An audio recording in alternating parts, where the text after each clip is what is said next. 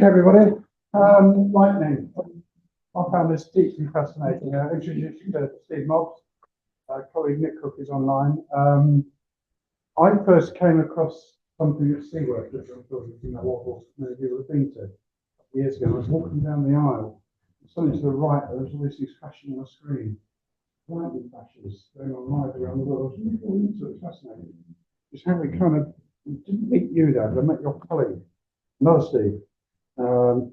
So without further ado, I'll introduce you and thank you very much. Steve from TMS. The whole lightning thing is quite fascinating, and as a result, we ended up getting more and more involved with this as things have developed. Now, firstly, I'll step back and thank you all for having me here. Appreciate that, the opportunity. No, great. So anyway, my name's Steve. I get involved with a lot of the technical solutions within Technical Marine Supplies. I deal with a lot of the boat builders throughout Europe, specifically on the lightning systems, from specification through to implementation and getting the right partners to actually implement the solutions and the associated certification that goes with it. I'll move on here, and we can see exactly why I'm here specifically to address you guys. This is, yeah, that's not. all right. Okay.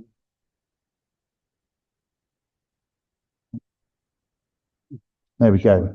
Right. Okay. Lightning. Right. The aim of this little chat, light-hearted chat, but it's to actually kind of give you a little bit more an understanding as to the cause, effect, and some of the protective solutions that are available for lightning systems today.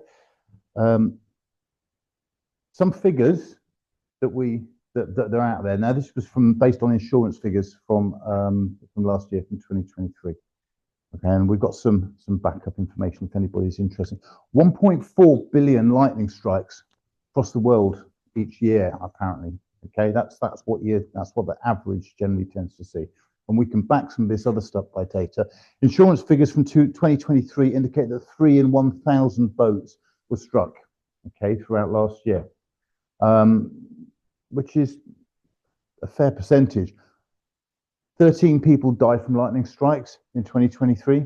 And recently, insurance companies have really started to kind of pay attention to the opportunities and also solutions that are available out there.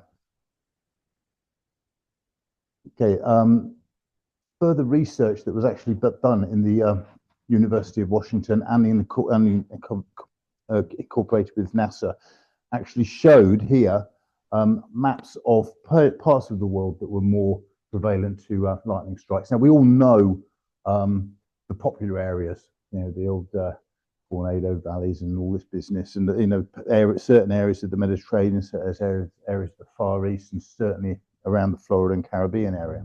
Okay, from that research, it was shown that also the types of boats are quite important. Funny enough, 6.9 out of 1,000 were multi-hull sailboats. I mean, we do see this hugely in a leisure environment, just how many boats, catamarans specifically, are being struck by lightning. It's incredible, really, just what the difference actually it does make. And we do an awful lot of business with the catamaran manufacturers through France specifically to help protect the catamarans as such. These things are obviously also loaded with leisure electronics, which are very vulnerable to the effects of lightning strike and the nature of the vessels that are hit, whether or not it's kind of ruptured or split carbon masts or damaged aluminium masts, going right the way down through to hull integrity and such like. And you can see here as they kind of go down in the different categories, right down to your little runabout, which is very unlikely to be hit by lightning, or certainly have a direct strike. Okay. One of the things that this always kind of brings up when we start talking about this is that generally, I hope you don't prove me wrong, if you might do, but I think we all generally know somebody that's had or been involved with a lightning strike of some description. whether or not it's on a working boat, dredger, crew transfer vessels on the commercial side, cruise ships, tankers, certainly on the leisure yachts, catamarans, as we said, but also super yachts and the large sailing yachts as well. That do seem to, some of them seem to get struck for fun almost. It's quite a scary thing.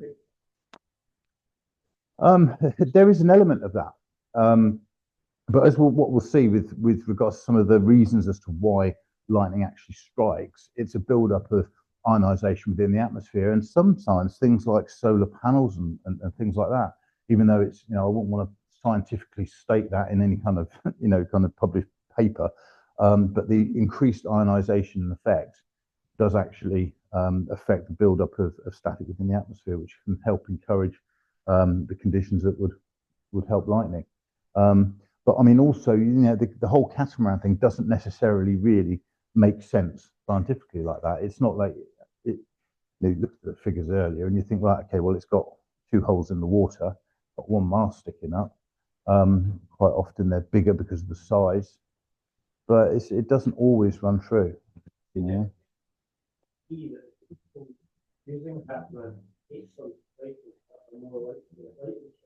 Of course, there is always that situation.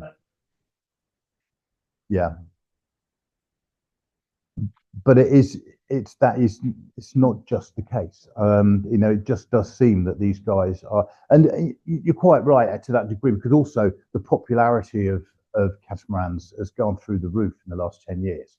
So there's an awful lot more out there to kind of maybe weigh the balance, and the survey hasn't really been done. All we seem to know is that maybe it's also the measure of the fact that the guys that have got catamarans on board, maybe they've got the money to actually put these systems on and start looking at, kind of, they say where they're going to be going and, the comfort, because a lot of these, there's a lot more liverboards as well now that use catamarans, which is, a huge factor, because they're there on it all the time, through all times of the year, and not just bobbing in for the odd week or two to kind of take it out when the weather's nice. So there is that to consider as well. Okay, now this is quite interesting. Now, we were saying about regions, all right, and this is going to work into something that we're going to move on to in a second as we start touching on the Workboat 3 scenarios, all right. Now, there's a website which was referred to just now, called Blitzortung.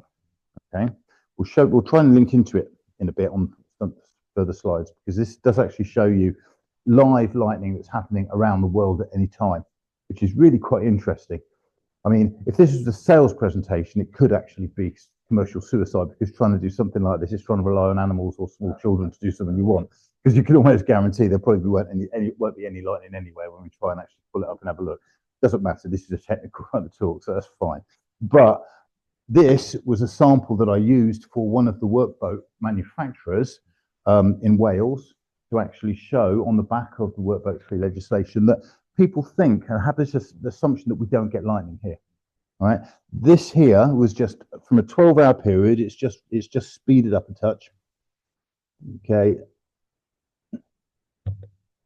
don't know if I've got any volume on this, if it will actually.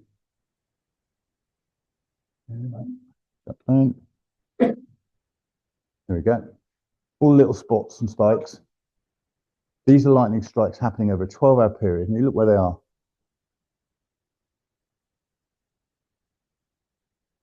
That's just in 12 hours. Okay, and how the website actually works, they've got a bunch of EMP, electromagnetic pulse receptors all over the world, and they triangulate. So basically what it does, it can pick up any EMPs within the atmosphere, and there's a base of triangulation. It can actually pinpoint where those strikes will have happened. All right, so it's interesting, but that just goes to show that within the UK we still get lightning strikes. It's not just the Caribbean that cops it. Okay, we'll see some more information on this in a second. All right, because this is one of the reasons that I'm here to actually talk to you about. The whole Workboat 3 and this particular code. Whoops, hang on, let me went too far there. Which is this clause here, lightning protection. Now, Rob didn't mention kind of touch on this particular change or amendment, but it's really quite important for those who want to kind of consider it. Now, the difference is that Workboat 2, it was a recommendation, okay, and it was purely that. Now it is actually a rule, okay, so it does actually fall into the statutory requirements. Now, the thing about this, though, is it's a big rule that you could effectively get out of if you really wanted to, because at the end of the day, it does actually state where a considerable risk of lightning strike is identified.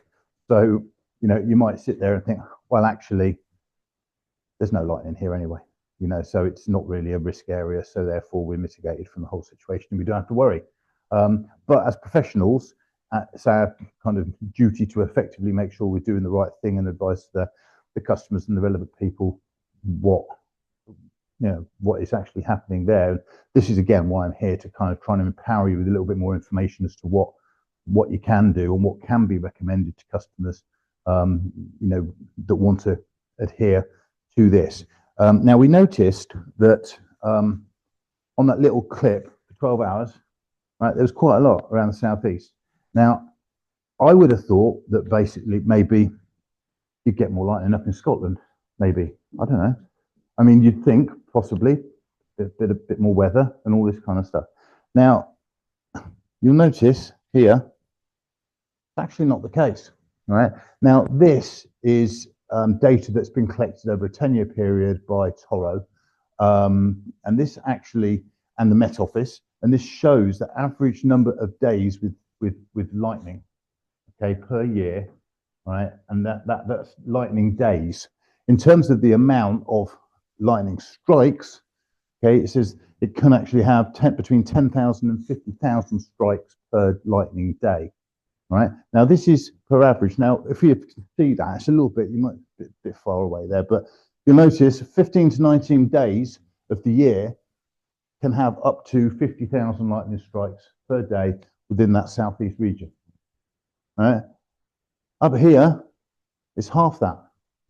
So it's hard to actually gauge where you're actually sitting with this, and you can't necessarily use preconceptions as to whether or not you think we're going to get hit by just that, because there is data available that does actually show you that no matter where you are, just right up here, that there is a chance that you could get hit. Now, one of the things that we want to look at further now is how it affects you guys. All right, now this is what we're going to talk about now. The next bit is what type of technology to recommend if your customer feels that, or if you feel that you actually need to make a recommendation. All right, does any existing system comply with the new legislation, all right, that might have something on already?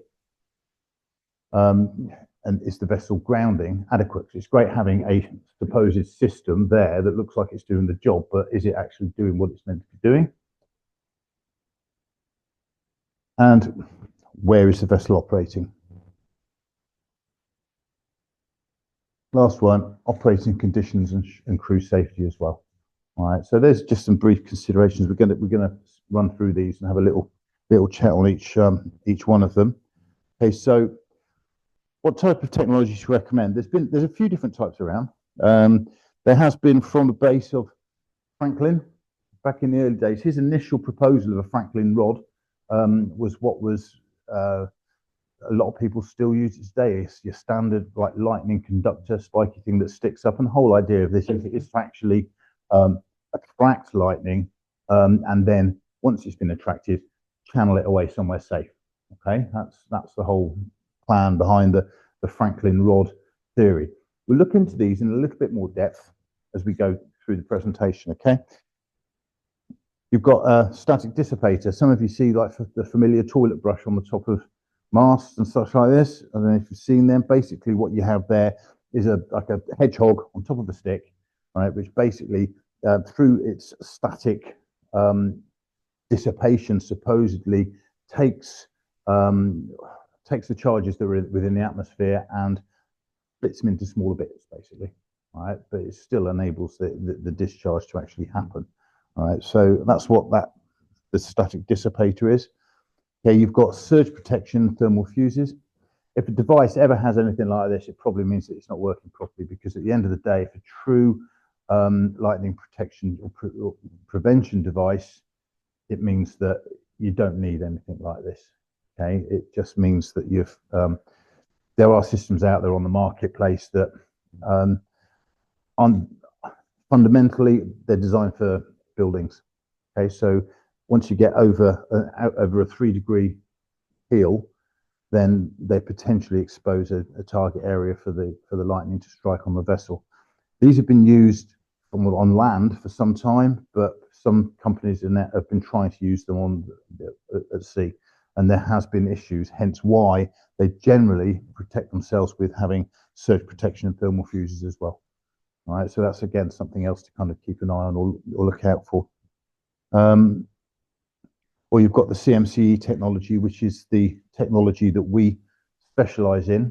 So I'm not here to try and sell this, but I will explain the technology as to how it actually works and the difference in what actually goes on within it, because it's really quite a fascinating way of dealing with the threat of lightning. Okay, so does any system exist on the vessel? If there's anything that represents a lightning system on the vessel, well, it'll comply because that's all it basically says. It says that you have to have, we recommend you put a system on there or whatever. We want you to have a system if it's very, very woolly, as we've just seen. All right. So basically, if there is a system on there, then in theory, it could comply. However, whether or not we're doing due justice and diligence, that's another issue. Okay. Because is it good enough and fit for purpose? All right. So again, it needs to work, not just represent something to really tick a box. And the final point of that is, yes, being compliant is a very long way from being safe, all right? Because there's an awful lot going on within a lightning strike when a vessel gets hit that can have all sorts of repercussions. All right. Okay, is the vessel grounding adequate? Now, things that we see here, assuming it's got a system on, you've got to consider the grounding path and the cables. Now, some will have whopping great big straps on them. Some will have thick cable. Many won't have anything at all. All right, so it's a case of having a look at this and thinking, right, okay, what is the system designed to do? If it's designed to take a hit, then we've got to realize that you're talking something in excess of 20,000 volts maybe, and maybe 30,000 amps that this will have to deal with. Yeah, so it's quite a considerable amount of electricity that is being expected to actually kind of channel away safely without causing any damage to either property, electronics, or people as such. Okay, so you've got straps and also the earthing plates that associates it to. There's no point having all the straps in the world in an earthing system if it's, if the hole's completely painted and it can't go anywhere. So again, that's something to consider, and the state of those earthing plates as well. If some people see them and paint over them, they get covered over very quickly with muck. So you have to make sure that they are being effectively used. So that's when you have a look. When you look at earthing plates, there's many available on the market. You get all sorts of sintered and various kind of channel flow earthing plates and grounding plates that are available now. Not just your general sacrificial anodes used as well, to maximise the surface area that's actually submerged to help dissipate any charges coming through there. Additional things connected to earthing systems. So lots of things can be, are connected. Everything's earthed effectively throughout the electrical system. That can have effects, obviously, if it's having to deal with a massive amount of electricity coming down the conductive line, right? Because this will get fed back again as well. Okay. Okay, where is a vessel operating? We've had a little look at that, but one of the things is it going to stay there? Boats move. That's obviously what they do. So, you know, and whilst they might be commissioned and working for in one particular area, if you're talking about a workboat that's doing certain things, there's a good chance it will be staying there for a while, but it doesn't mean to say it will do. And it doesn't mean to say the conditions are going to remain stable either. So you're not always going to necessarily be, you know, be safe, because like we saw just now, it's not just the Caribbean that has lightning. And you might find in your head there might be something that's operating in the north of the country that's in a lesser, you know, dangerous area, and then it moves down to Dogger Bank or something like that, where all of a sudden it kind of starts getting into that lightning strong area that we do actually still have. Okay. Okay, operating conditions and crew safety. Crew transfer vessels these days, as they're becoming more and more robust, are operating in more and more harsh conditions.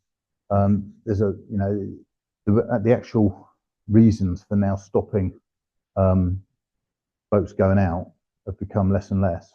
And, you know, if they're sailing in the harsher, stormier conditions, they're going to be putting themselves more and more at risk of lightning.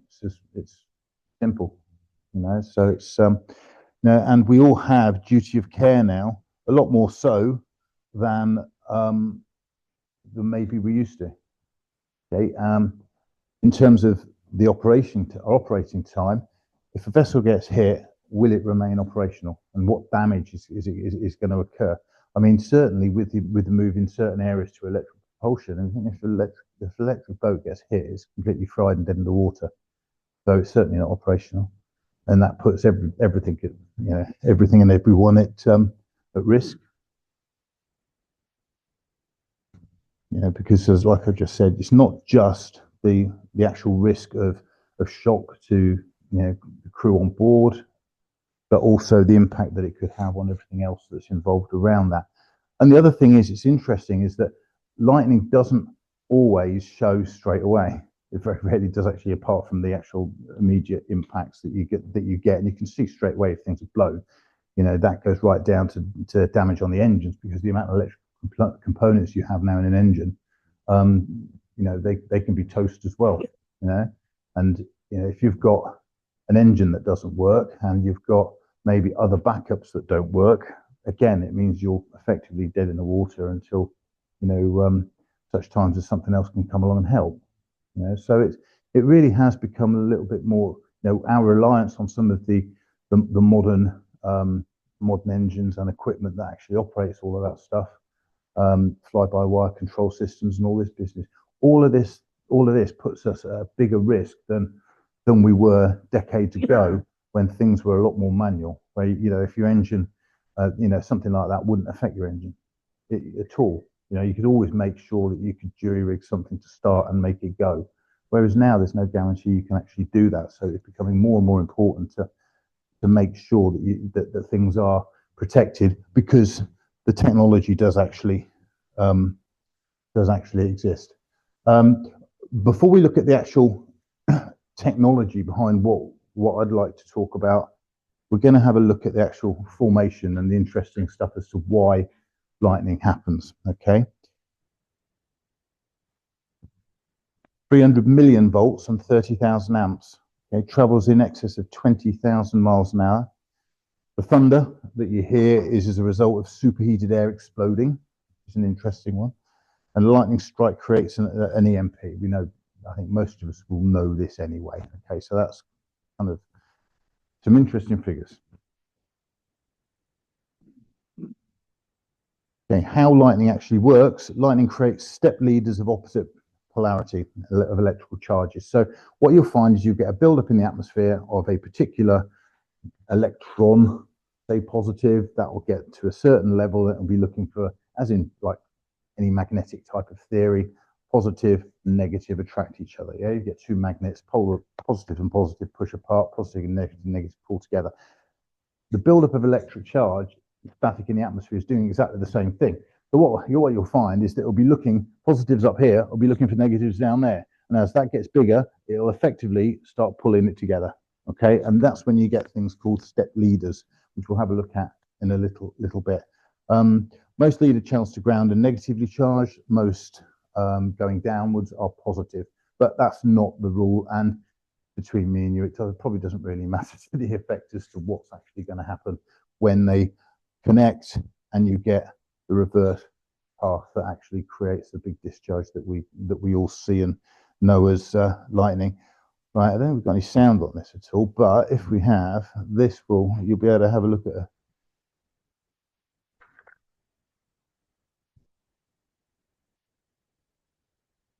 some examples.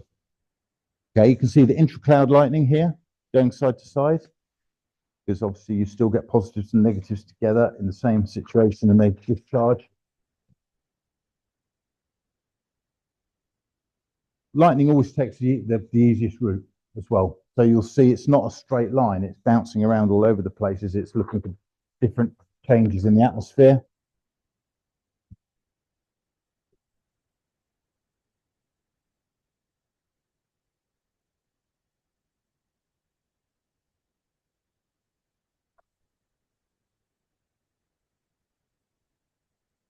I mean, that's pretty spectacular, but you wouldn't want to be at sea with that going on, which really, with a big mast sticking up in the sky or any kind of metal structure on the water. It's it's quite interesting that to see and the power of this. I mean, I actually recently we put a system into a gentleman that's got a Lagoon 50 in Greece, and he said to me afterwards, he said, like, I can't believe it, how much security I feel for me and my family when we get storms, because I just know that I'm protected. He gets his friends come and stay on his boat and stuff like. Yeah, and it's really quite amazing. You don't think of that kind of impact when you're actually turning around and doing that kind of thing, but it's quite amazing, really. This is that website I was talking about. Okay, this is just a screenshot showing activity around the world. You can typically see here in our favourite bit, there's bound to be lots of stuff going on up here, up and around here, around Australia. I don't know if this will work. Okay, but I will try it and we'll see. Okay, that should. Okay. Right, little video. Okay, this actually sums up a little bit about the technology, then we can go into a little bit more depth.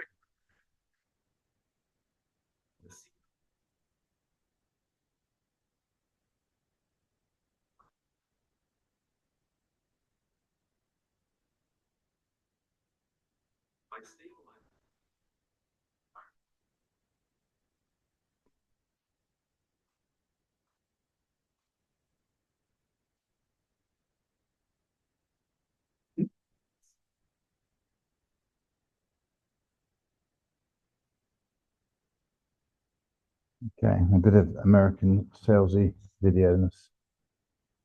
Okay, right then. Let's have a little look about some of the technologies, okay? We mentioned the Franklin rod. I mean, for 1752, it was something that was, I wouldn't say ahead of its time, because I think people kind of realised that that sharp things that were sticking in the air were more vulnerable than others. But this was what was recommended at one stage. Okay, the static dissipator, which we mentioned before, basically what that does, it kind of supposes that the charge can leak away from the buildup of static within the atmosphere. We've got a slightly better scenario than that. All right. You'll see here on this little picture, right, slow motion lightning. This is a leader, okay, heading up. So what's basically happening is this is trying to come down, this is trying to come up, and when they actually join, you get the return path strike, which is what happens there. Okay, when it gets the full wallop. Okay, now the technology that we're now working with was actually patented by Nikola Tesla in 1916. So it has actually been around for a while. It's not something that we've just kind of made up in the last few years. It has been around for a bit. Now, I think those of you that know a little bit about the old electrical history and stuff like that, the Tesla, Franklin, Faraday, all of these kind of battles. Tesla was always a little bit innovative in the way that he thought. I mean, alternating current was one of his things. The Tesla coil, again, was one of his ideas, inventions, effectively inventions. It was there. He's just kind of discovering it and figuring out how to actually use it. And what at that stage was called a PDCE device. And that was the basis of what our technology now based on. All right, so you can see here the resemblance. I mean, some of us might remember the old Van de Graaff generator at school where you put there and crank the handle. It looks a little bit like that, but apart from the fact that it's gathering static and charge, about the only similarity. But that whole thing, that whole shape is kind of relevant to what makes it all work. Okay, it's a passive device. Okay, so what it's basically doing is offering permanent protection by balancing and deionizing the effects of the atmospheric phenomena using compensators, which are effectively capacitors inside. This is the land-based version that actually has multiple capacitors here. These are now enclosed. Okay. Now, one of the things I mentioned about certain other similar looking devices that are out there on the market, and the fact that they might have to have surge compressors and stuff like that or whatever, is the fact that they are fundamentally designed as land-based systems. Now, the company Certec have been protecting nuclear power stations, the American Hurricane Center, Ford, Coca-Cola HQs, about 25 years now. LPG centers, so a lot of stuff have been stadiums, all sorts of bits, right, for a long time. But the problem is they realise that, like I mentioned briefly, is that once you start moving it about, you start to uncover target areas. Now, this has been fixed by the way that they've actually included the multiple compensator technology, which is patented technology, and there's nothing else actually really has that. So, you know, if it isn't that kind of device, even if it has something similar, it's not necessarily working, because lots of things can actually operate in the same technological way, but they're not necessarily operating within the same level of protection. Okay. Okay, this gives me an example of, I can explain exactly how this works for those of you who are interested. All right. Basically, what it's doing, it's looking for what's in the atmosphere. Okay, so it's looking and detecting what's actually going on. Now, what it's detecting is what's going on, obviously nearer to ground. The lightning is effectively coming from way up in the sky, so it's not going to be picking up what's going on up there. But what it is going to be doing, it's going to be looking for the state of the leaders that actually come up. So it's going to be looking at the state of the actual direct atmosphere that's surrounding you. All right. So what it's doing, it's looking at here, and it's saying, right, okay, if I've got a positive here, then I can collect that in the way that you kind of can with rubbing a balloon against your hair and it sticks or whatever. You can present the opposite polarity to that electron, and it will effectively collect. Okay, sticks together on the device, which is fine. Okay, that's that. The problem is then you need to kind of get rid of it, otherwise it's not doing anything at all. Okay, it's just adding negatives, positives, and it's just sitting there. Now, the clever bit is Ohm's law, right? V equals IR, or if you turn it around, I equals V over R. Now, I'll explain it, because to get the V, you need a potential difference. You have a potential difference here within the device. All right, so that potential difference is your voltage. Very small, but it's actually there. So that's your voltage. Okay, your resistive path is going down to your grounding plates, the C. Now, it's going to be very small again, but it doesn't matter. It's still going to be there. So if you've got a voltage and if you've got a resistance, by definition, you have to have a current. Okay, that current, okay, is what actually then acts as the drainage and the facilitating mechanism to actually get rid of the collected electrons that are building up within the atmosphere. Right? Simple as that. Okay, so by actually creating that position to give you a current, to give you the flow, that enables the drainage of the ionization of the atmosphere, which helps stabilize the atmosphere around the vessel, that stops any leaders forming to enable a discharge. Okay, so that's the technology behind this clever bit of kit that Tesla patented in 1916. All right, so I hope that explains how generally it works. Okay, if you want any more information, we can go to town on it later. In terms of the testing and all this kind of stuff that's been done, again, we've got lots and lots of information to back up and show just how effective this technology is at dissipating the static kind of charges and ionization of the atmosphere around. All right, here's a few examples generally what we'd do is when we look at a vessel, we'll get information, we'll fill out a fax form and actually see exactly what it is. And we'll ask for a side elevation of the boat so we can then actually look at it and work out some calculations based on various things, height, size and stuff, such like that, and decide what size system goes on. Okay, because we've got a smaller one, a gold, which gives a 25-meter radius. Okay, we've then got a platinum, which does a 50-meter radius. Okay, which is typical of your normal leisure cat. Then you've got diamond, which does a 120-meter radius. So this is the type, the types that has just gone on. It goes on like M5, the sailing CPO. We've got these. I've just put them onto the Sunreef 140As, another big, nice, swanky suit, kind of sailing yacht as such. However, you can have multiples, and this is another design that combines diamonds and the gold in the middle there to cover an LPG tanker. All right, so it's not just the little leisure boats we're talking about. I've been involved with Harland and Wolff on some project work that they've been doing or were doing, and hopefully things are back on track again for certain things that we can't really discuss openly, but on this kind of basis, but a little bit more compact. All right, so it's not just the leisure stuff that is protected. Okay, it's everything from NATO craft to these kind of guys, and also Carnival Cruise Liners as well. This is another example. So really, given the price, I don't know, I've done something silly again. Hang on, let me escape out of that. There you go. Given the price and activity of some of these, crew transfer vehicles and sort of vessels and stuff like this, really for the cost of one of these, it really is insignificant in comparison to what they're trying to achieve and what they're trying to maintain and support, and the costs of some of the other bits of kit that they carry on board that they've doubled up on, probably just to some of the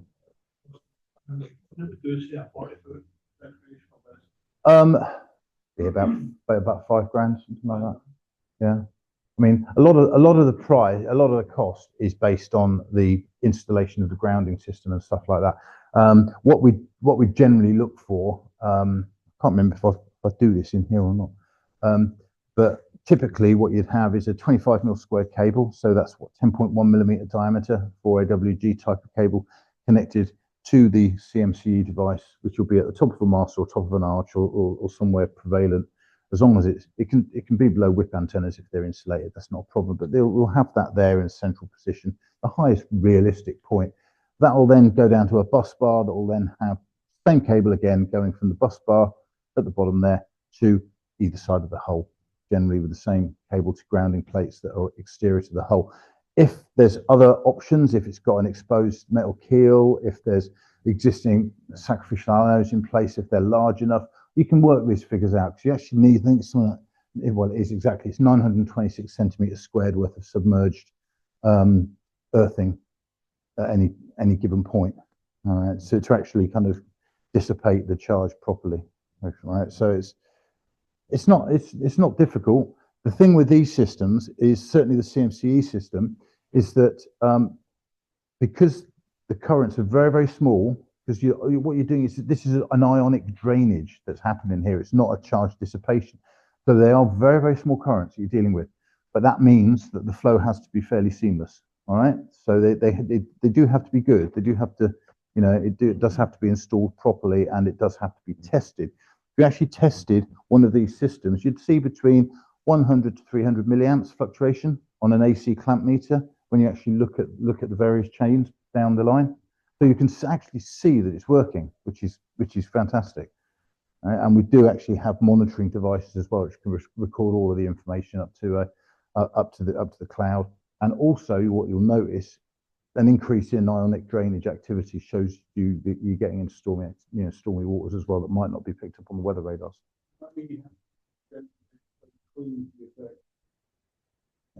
Not necessarily. The grounding plates do. You need to get them clean once a year, basically. Okay, or you need to make sure that they are working. You can check it out though. It's very easy to make sure to see if they're working. It's just to put an AC clamp meter on and check to see you've got the fluctuation. Sorry, that'll show you that the actual mechanism, sorry, the device is actually draining the atmosphere, because you'll get ionic drainage. You've always got static in the atmosphere anyway. So it'll just, as if it's fluctuating, that means that it is actually draining. But yeah, you should need to really. All the time, so you don't get this radiant build-up, so you don't get the leader. Yeah. I mean, yeah, completely. It's a stable. It's a continual stabilization, and it's a passive device. It's not, so it's just a mechanism of actually being able to stabilize the atmosphere around. So that's what it is literally doing. But everything has to be able to work. It's just like, if you've got a buildup of static and you touch your car or whatever and you get that discharge or whatever it is. So there's ways and means of dealing with it. It's a passive scenario. But,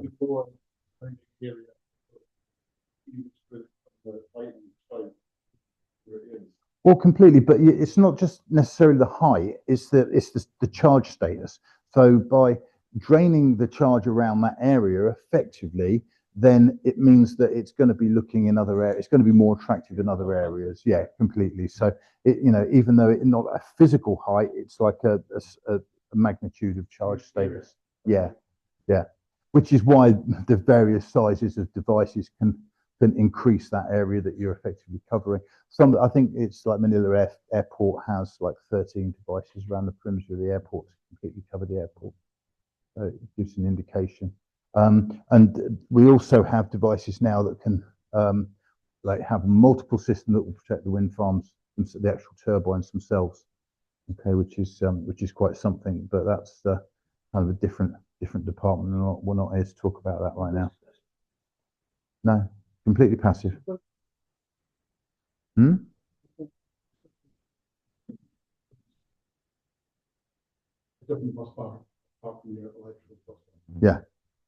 Yeah, this is just a grounding bus bar. So literally, a cable goes down to an earthing plate, effectively grounding separate bus bar that would then be you can link it into an existing earthing system that's being used by other things. But you've got to remember that if that certainly if you've got any other AC, you've got generators running on with a grounding, that can then kick back and it can balance, almost reversely balance, so it'll actually stop the device from working. All right, because anything that's going up is going to affect anything that's coming down and could effectively block it. So certainly if it's other passive DC devices on there, it's not a problem. But if you start linking it into other things,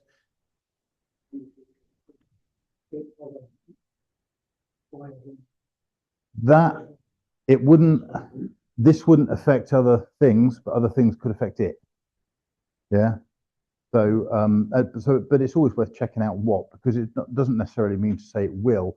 There's certain things, like I say, any AC devices would be a problem, but DC generally would be all right with.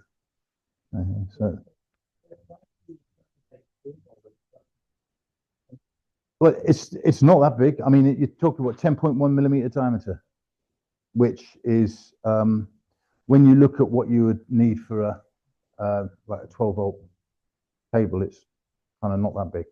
So it's because it doesn't need to carry a hell of a lot of current, but you need to make sure that it carries, the flow is seamless. All right, so that's why you don't go kind of crazy small, but you don't have to go chunky big either. It's finger size. It's not too bad. But it's the kind of size that most people can run without too many problems, and it doesn't introduce a huge amount of weight to the boat if you've got to do it independently as well. Certainly a lot less weight than an old-fashioned system with big straps everywhere. But, yeah, it can be positioned at the highest point, excluding the VHF aerials. Okay, this is what we've just been talking about. A simple 25 millimeter squared, so it's 10.1 millimeter diameter-ish cable to the bus bar, and then the cable from the bus bar to external submerged grounding hull plates. right? To give you some indications, that's what one looks like, a platinum on a masthead of a, I think that's a NIL 52 trimaran that that's going to be going up on. So that's the typical kind of mounting arrangement here. Okay, that would be a typical grounding bus, you know, your main channel coming down, your main primary conductor from the device through the mast, wherever it might be, or the arch, down to the little simple bus bar that would then go off to each side of the vessel for the grounding plates. Okay, and again, you can see there that on his meter, that's reading 300 milliamps. All right, so yeah, that would indicate that that is working. One of the things that we do on installation of these with the checks, photograph everything or do a short video to make sure it's working, then we can get it certified, and this can then be handed over to the insurance company or part of backup documentation that you might want to hand to the customer as a pack, like a commissioning pack, because it does show and prove that it is actually working. Yeah, 5 years down. Yeah. 5 years in exceptional circumstances, possibly even up to 10. All right. However, it does have to be checked every year. All right. So you have to make sure that the grounding plate's clean, and you have to make sure that these tests are done. That's all you need to do. They need to be recorded, and they need to be sent back, and then it will be guaranteed for 5 years, or like I said, in exceptional circumstances that can be extended. All right. So yeah. You need to run to a grounding spike. Good thinking. Yeah. You need to have that grounding path. But yeah, as long as you connect, if you connect your earthing plates or whatever to a grounding spike.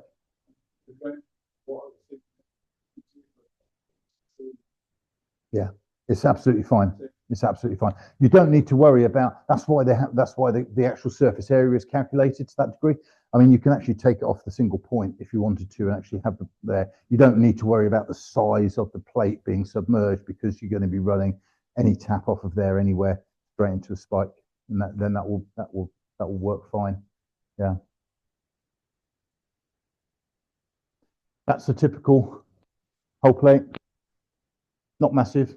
These sintered plates, I mean, they actually represent, if you have a look at them, they're, you know, with the compound of the sintered bronze or whatever it is that they use on they're like a spongy material that actually claim to have massive surface areas, and the manufacturers are quite happy with them. So they don't need to be huge, even though when I say 926 centimeters squared, you're thinking about like that. You don't need 2 of them, would be adequate to basically, you know, satisfy the boat. And you don't need to have bigger ones going up through the system.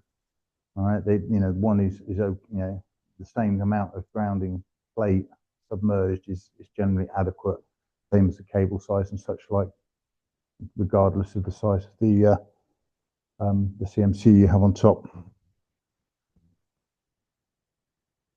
Okay, here's a few references. That's NIL 52 that we saw earlier. We've got, I think for the 9 that have been produced, the first 5 are actually going out with this system on. Research, National Geographic research ship. Okay, so again, it shows that it's not just the, you know, fancy pants leisure cats that have these things on. You know, we do supply right the way across. Yeah, up here.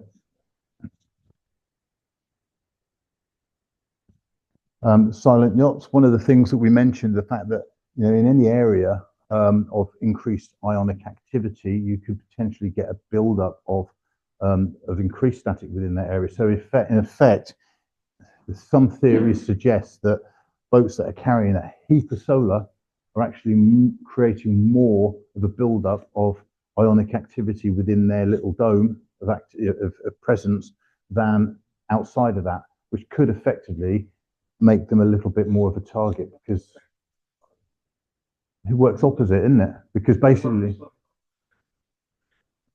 yeah, completely. So if you're actually encouraging that to happen with the build-up of solar panels, then you are actually encouraging that whole you know, scenario for a strike.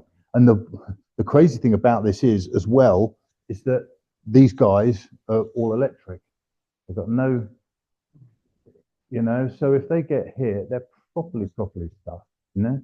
And there's more and more of these electric power cats now coming out on the market. I mean, there's another one I think pops up.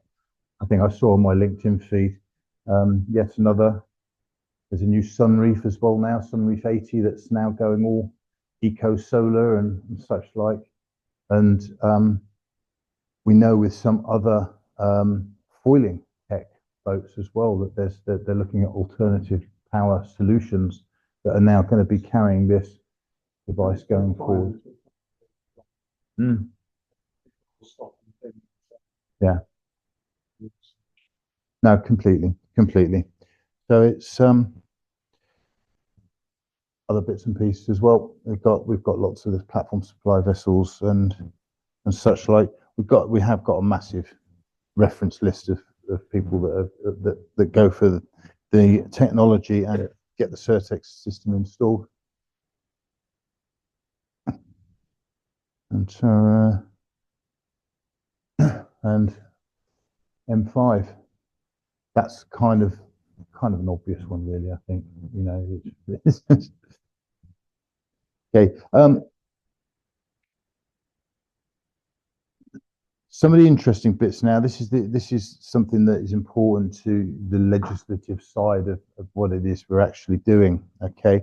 Now Lloyd's Register approved. All right. That's recent. Okay. I don't think it hasn't actually formally been announced yet. It's one of those things where we're waiting for the certificate to come through the post, but it's all kind of done and dusted, but we can't actually say, right, yeah, here we go to the press yet, because it's the first of its type. It's the first time that any systems, you know, lightning prevention system has been approved by Lloyd's. We've had the RENA approval now for about 8 months, and this is another one. I'll run this because this is another little video clip. One of the most prestigious bodies, CMCE Marine Certification Electrical and Electronic Products and Systems, which guarantees that devices comply with reliability, scalability, safety requirements established by. We are also the first Paraguayan to obtain this certification. Certec SRL demonstrates its offering its customers intelligent, effective solution protection against atmospheric.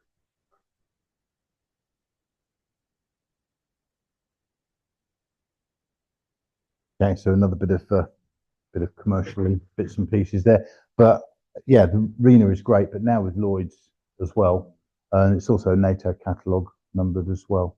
All right, so it just goes to show that there are systems available, and as the price is, you know, kind of reflected, you know, there is a way of being able to recommend the solution to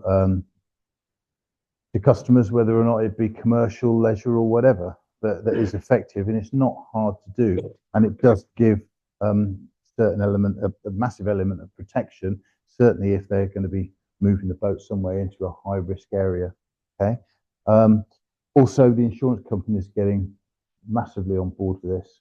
But quite a lot of meetings with Pantanius. Pantanius Athens actually offered one of our customers a 10% reduction, and they all by default now negate any excess for lightning strike by moving from the Med over the Caribbean. So all of this stuff plays in hand for what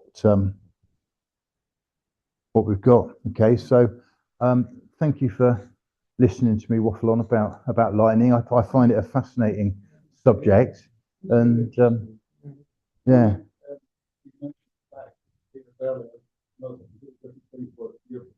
Mm-hmm. Do you think we have any effectiveness? I'm guessing they probably do have some. People have been using them for a while now, you know, and whilst I don't think it doesn't stop the risk of lightning, I think it might minimize it. Okay, because you know the theory behind it is sound, It just does it in a more mechanical way than what the CMCE. Yeah. I mean, but what it's trying to do is trying to split that discharge up into many different paths. It's not actually, kind of stopping it from happening in the first place. And one of the things that Tesla actually claimed about the whole Franklin situation was that he accused Franklin's theory of being a danger to people and property. That was actually listed as part of the Tesla patent and a direct accusation as to why, or against like Franklin, as to what he'd actually proposed. Albeit, it was quite a little way before Tesla, so I think he can be forgiven. But it just goes to show that there's that whole mentality of being like of lightning strike channeling, such as Franklin rod, and to a degree the static dissipator. You're not on a church. It's not a church tower. We're dealing with vessels that you cannot easily put a big brass copper strip up the side and have it stuck down there and it moves. The conditions change. No,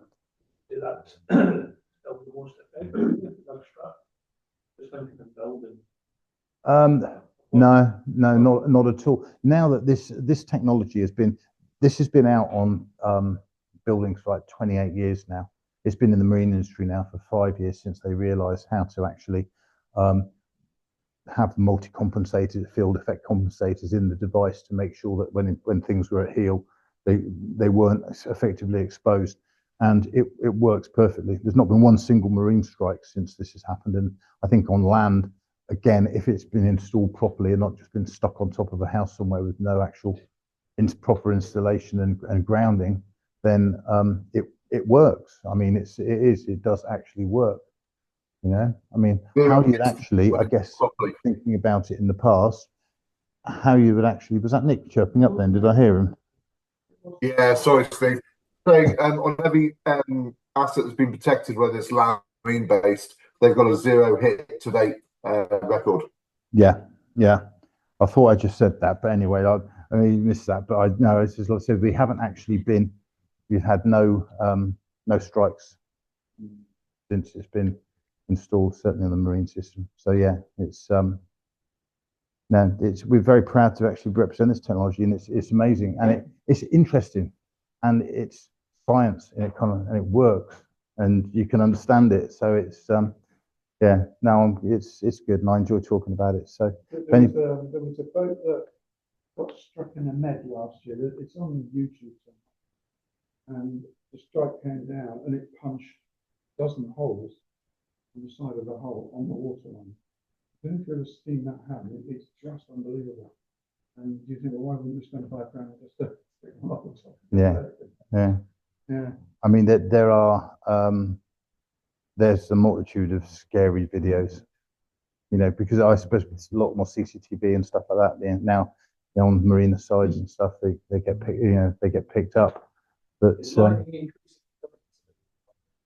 some say that is a possibility with global warming and such like, that there is an increase of lightning. Whether or not it's an increase of reporting of it, now that we have the ability to monitor the electromagnetic pulses and triangulate to see where they are, there's more data available. So, or whether or not it is generally as a result of global warming, I wouldn't be brave enough to actually kind of categorically say that is what, that is happening, but I'm not going to do a Trump and turn around and say it's all nonsense. Karen, hi.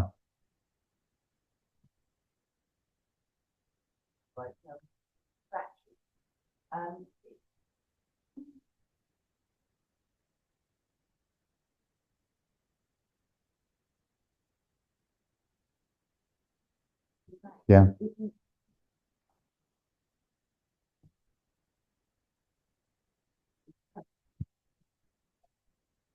Very much so. In this whole issue with lithium and thermal runaway and all this business. I mean, that's obviously a completely different subject that's so contentious. I mean, if you have a look at, you know, the amount of fires that you have with lithium, and the insurance companies' stance towards lithium batteries on board, but there's no differentiation between a $5,000 Mastervolt, Victron, MG, you know, kind of battery block, right? That if you open the top up, it has as much processing power inside the actual block, you know, for the battery management system as it does actual lithium itself. You compare that to a Happy Dragon lithium cheap deal cell that you can, you know, kind of buy from China on the internet, and they're putting the same. You can buy them for hundreds of dollars.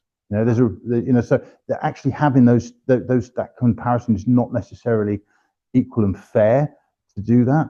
But in terms of whether or not people are actually going to, you know, kind of say, right, you need to have one of these systems if you're going to do that, I don't know, because I think that at the end of the day, the whole danger of thermal runaway and stuff like this is more prevalent if you've got water damage, which is going to do it.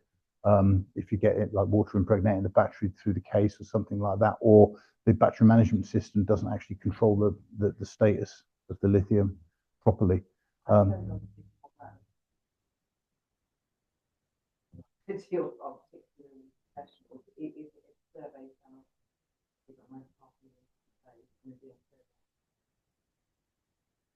And it doesn't. Yeah, yeah.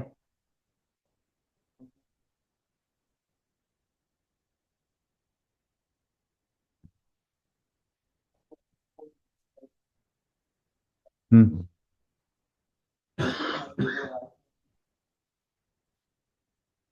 Yeah,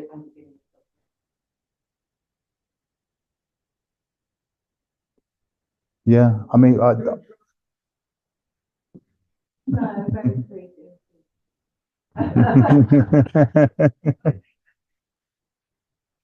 yeah.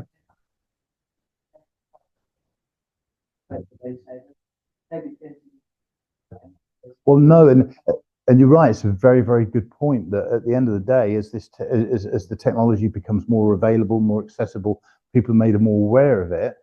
What is the judge going to then say if you said, well, actually, you did know about this, you know, and you could have done something, or certainly recommended something to yeah.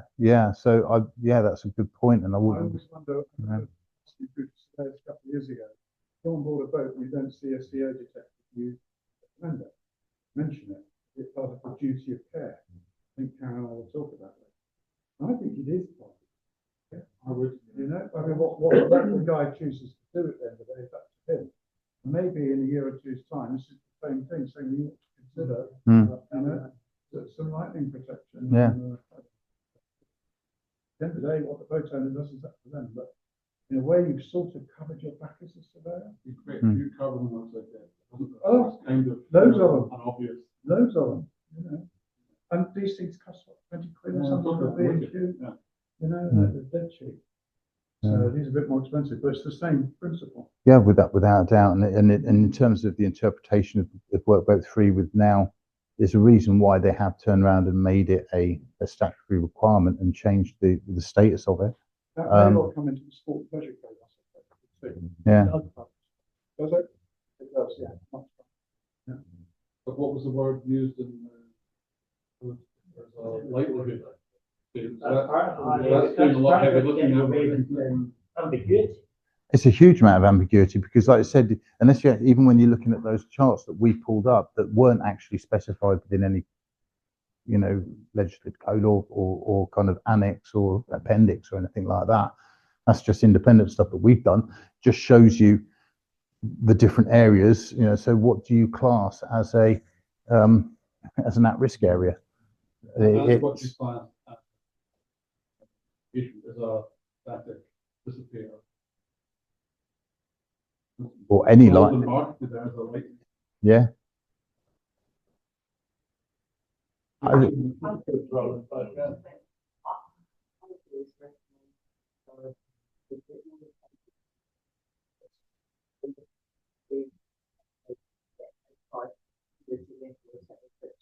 Hmm.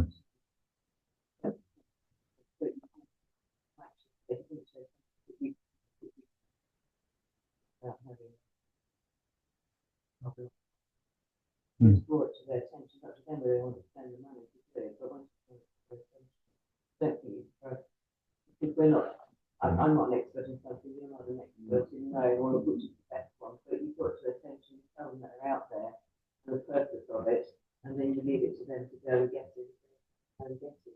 Yeah. Because otherwise you can't be.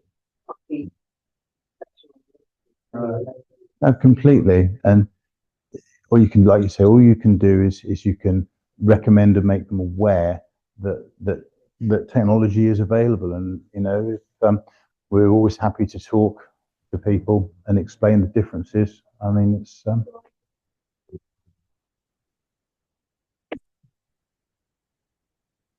yeah. We're getting a lot more traction. It's almost like over the last few years, more and more people are getting on board with it. They're realizing that, oh, hang on a second, you know, yeah, we're seeing the figures now. Yeah, 5 years down the line and not a single boat that's had this system on has been struck, then that must mean for something. So, yeah, we are. Insurable, Karen.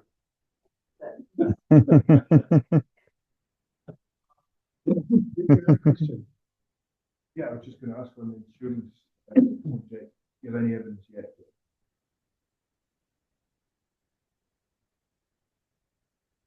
It's being intimated. I have had there's definite excess benefits to it, but they're already there. Okay, so if you they will put an excess for lightning strike possibility and potential if you move from the Med to the Caribbean. That's taken away if you've got one of these systems on. So that's already there. One of my customers did say that he had managed to get a 10% reduction in policy from Pantaenius Athens specifically. Now, I think what's actually happening is that these guys now, they're taking down, it's certified, they've got all the paperwork and all the rest of it.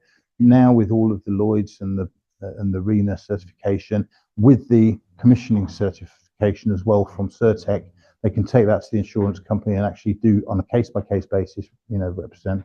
So right, this is what we're doing. And you know, I've had insurance companies phone me up asking for proof that it's been installed and certified on various vessels and such like. So I think it's just a matter of time. You know, do you know Mike? What's his name? From the head of Pantaenius in the UK. He came to my last presentation and he sat right here. And he was just like that, listening to it. And he said, "We've got to talk about this afterwards." We've met a couple of times to talk about it. So I think it is one of those things that is gonna come up at some stage. Yeah.